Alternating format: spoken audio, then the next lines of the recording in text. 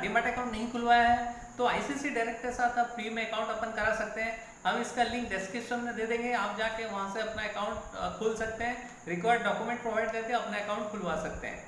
Hello friends, आज इस video में हम चर्चा करने वाले हैं एक नए आईपीओ के बारे में, यानी क्लीन साइंस आईपीओ के बारे में पूरा डिटेल में जानकारी लेंगे। ये आईपीओ 7 जुलाई को ओपन होने जा रहा है और 9 जुलाई को क्लोज होने वाला है। हेलो दोस्तों, मैं निगमानंद साहू, मेरे यूट्यूब चैनल पर आपका स्वागत है।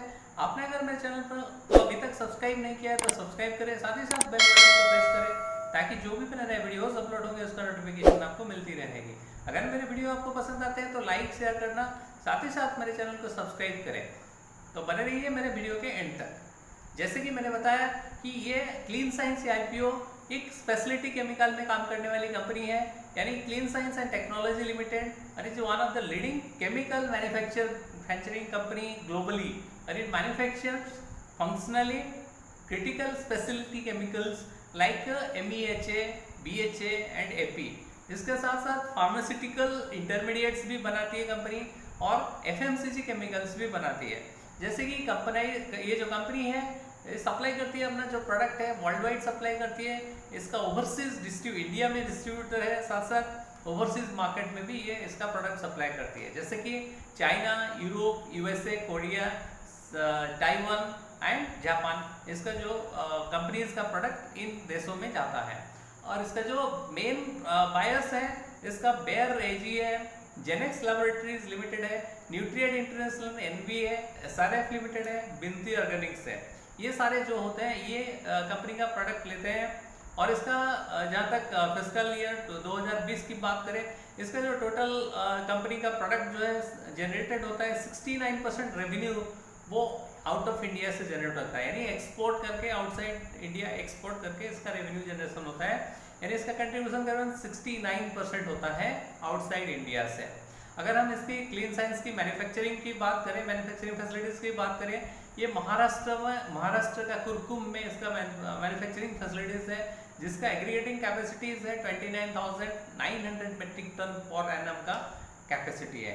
अगर हम कम्पिटिटिव स्ट्रेंथ की बात करें, कंपनी इस globally leading manufacturing company supplier है केमिकल्स का, जैसे कि एनसोल का 4 MAP, MEHQ, BHA, DCC, ये जो प्रोडक्ट्स है इसका ग्लोबल मैन्युफैक्चरर है, ये ग्लोबल लीडिंग सप्लायर है कंपनी का। कंपनी एक ग्लोबल लीडिंग सप्लायर है इन प्रोडक्ट का। अगर हम स्ट्रेटेजिकली लोकेटेड, ये जो कंपनी का स्ट्रेटेजिकली लोकेटेड मैन्युफैक्चरिंग हब से, जो कि अपना JNPT पोर्ट के थ्रू ये अपना प्रोडक्ट एक्सपोर्ट करती है। और ये इसका financial record consistent track record है इसका फाइनेंशियल परफॉर्मेंस का। और इसका जो रिलेशनशिप है उसका स्ट्रॉन्ग लॉन्ग टर्म रिलेशनशिप है विद इट्स की कस्टमर्स, जिनका जो की कस्टमर्स है उनके साथ स्ट्रॉन्ग रिलेशनशिप है, लॉन्ग टर्म रिलेशनशिप है। अगर हम इंटरनेशनल प्रेजेंस की बात करें, जैसे कि मैंने बताया चाइना, यूरोप, इसके अलावा US, कोरिया, जापान, ताइवान में इसका प्रोडक्ट भेजा जाता है, यानी एक्सपोर्ट किया जाता है। तो अगर हम बात करें इसका फाइनेंशियल परफॉर्मेंस की बात करें, ये जो कंपनी है, कंपनी का फाइनेंशियल में देखा गया है कि ये कंपनी पिछले 3 साल में 3 फाइनेंशियल ईयर में अपना जो रेवेन्यू ईयर बेसिस का रेवेन्यू जो है ग्रोथ हुआ है ईयर बेसिस पे, साथ ही साथ प्रॉफिट आफ्टर टैक्स भी काफ़ी बढ़ा है। जैसे कि हमारे 31 मार्च 2019 की बात करें, कंपनी का जो टोटल प्रॉफिट आफ्टर टैक्स था वो 97 करोड़ का था, जबकि 2020 में 31 मार्च 2020 में इसका जो प्रॉफिट आफ्टर टैक्स काफ़ी बड़ा, यानी 139 करोड़ का था। और अगर हम 31 मार्च 2021 की बात करें, इसका टोटल जो प्रॉफिट आफ्टर टैक्स था वो 198 करोड़ का प्रॉफिट आफ्टर टैक्स था। अगर हम कंपनी का प्रोमोटर्स की बात करें, कंपनी का जो मेन प्रोमोटर्स है मिस्टर अशोक रामनारायण बूफ, इनका मेन प्रोमोटर है, और इसके साथ कृष्ण कुमार रामनारायण बूफ भी कंपनी का प्रोमोटर है। इसके अलावा और भी बहुत सारे प्रोमोटर्स है, ये मेन प्रोमोटर्स है कंपनी का, मेन 2 प्रोमोटर्स है। हम अगर कंपनी का पीयर्स के साथ कंपेरिजन करके देखें, कंपनी का पीयर्स जो है 2 मेन पीयर्स जो है विनती ऑर्गेनिक्स है और इसके अलावा फाइन ऑर्गेनिक्स है। अगर हम इसका पी रेशियो की बात करें, company is going to list P ratio जो है 48.18x पे ट्रेड हो रहा है। मार्केट कैप जबकि कंपनी का 9,559 करोड़ का है। अगर हम विनती ऑर्गेनिक और फाइन ऑर्गेनिक्स की बात करें तो ये trading at 77.4x and 75.1% times respectively ये ट्रेड हो रहे हैं। अगर ये देखा जाए अट्रैक्टिव वैल्यूएशन पर ट्रेड हो रहा है, अभी अट्रैक्टिव वैल्यूएशन पर है। अगर हम कंपनी का डिटेल देखें, ऑब्जेक्टिव देखें, यानी कंपनी इशू लाने का क्या मकसद है वो अगर देखें, ऑब्जेक्ट ऑफ इशू क्या है, कंपनी का जो प्रोमोटर थे, पहले जो प्रोमोटर थे वो अपना शेयर बेच रहे हैं, तो ये इक्विटी सेल करेगा, ऑफर फॉर सेल है, इसको बोलते हैं ऑफर फॉर सेल। और टोटल अमाउंट जो ऑफर फॉर सेल है 1546 करोड़ का टोटल ऑफर फॉर सेल। और कंपनी अपना लिस्टिंग भी चाहती है, बेनिफिट लेना चाहती है लिस्टिंग करके अपना स्टॉक को NSE BSE दोनों में। आइए जानते हैं इसका टेंटेटिव डेट्स के बारे में। क्लीन साइंस IPO का IPO डिटेल का डेट्स जानते हैं। जैसे कि 7 जुलाई को ये ओपन होने जा रहा है, 9 जुलाई को ये क्लोज होने वाला है। इसका बुक बिल्डिंग इशू रहेगा, फेस वैल्यू 1 रुपये रहेगा, प्राइस बैंड रहेगा 880 से 900 रुपये के बीच में रहेगा। और इसका नंबर ऑफ शेयर्स जो रहेंगे 16 शेयर होंगे, मिनिमम 1 लॉट आपको बाई करना होगा जो कि 16 शेयर्स होंगे। और इसका NSE BSE दोनों में लिस्टिंग होने वाला है। और इसका जो टोटल एग्रीगेट इशू साइज रहेगा ये रहेगा 1546 करोड़ का। ओके, ये टोटल जो अमाउंट रहेगा 1546 करोड़ पूरा टोटल रहेगा ऑफर फॉर सेल।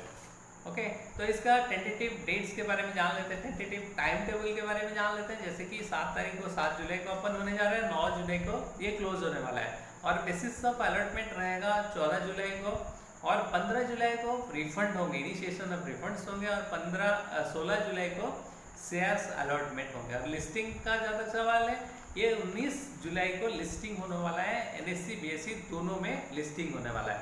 आइए जानते हैं इसका शेयर का मिनिमम लॉट कितना। इसमें जो रिटेल इंडिविजुअल है मिनिमम 1 लॉट बाई कर सकते हैं, मैक्सिमम 13 लॉट बाई कर सकता है। जैसे कि इसका नंबर ऑफ शेयर्स होंगे 16 होंगे, अगर मिनिमम 1 लॉट बाई करेंगे तो इसका वैल्यूएशन रहेगा 14,400 रुपये। अगर मैक्सिमम की बात करें 208 शेयर लेने होंगे, यानी 13 लॉट्स लेने होंगे एक साथ, अगर मैक्सिमम लेना होगा तो इसका जो वैल्यूएशन रहेगा 1,87,200 रुपये होंगे।